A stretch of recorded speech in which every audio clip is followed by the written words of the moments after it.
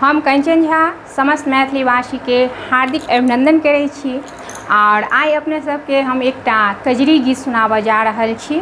गीत सुनबासँ पहिने अपने लोकनि से एकटा आग्रह अछि जे एहि चैनल के सब्सक्राइब करियौ और लाइक करियौ, जतबा भऽ सकै शेयर करे जाओ। तो सुनू ई गीत। सखी हे सावन के बुन झीसी, पिया संगे खेलब पचीसी ना। सखी हे सावन के बुन झीसी, पिया संगे खेलब पचीसी ना। पिया संगे खेलब पचीसी ना, सखी हे खेलब पचीसी ना। सखी हे सावन के बुन झीसी, पिया संगे खेलब पचीसी ना। गोर बदन पर कारी चुनरिया, गोर बदन पर कारी चुनरिया, पतली कमरिया ना। सखी है पतली कमरिया ना। सखी है सावन के बुन झीसी, पिया संगे खेलब पचीसी ना।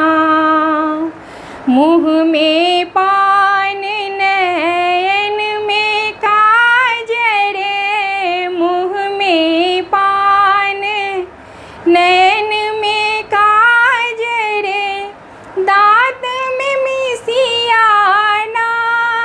सखी है दाँत में मिसिया ना। सखी है सावन के बुन झीसी, पिया संगे खेलब पचीसी ना। गार में नेकलेस हाथ में कंगना, गार में नेकलेस हाथ में कंगना, पैर पे जनिया ना। सखी है पैर पे जनिया ना। सखी है सावन के बुन झीसी, पिया संगे खेलब पचीसी ना। पिया संगे खेलब पचीसी ना। सखी है खेलब पचीसी ना। सखी है सावन के बुन झीसी, पिया संगे खेलब पचीसी ना। धन्यवाद। जँ ई गीत नीक लागे अपने लोकनि के तो लाइक करब और शेयर करब। जे केओ सब्सक्राइब नहीं केने छी जरूर से जरूर सब्सक्राइब करब। धन्यवाद।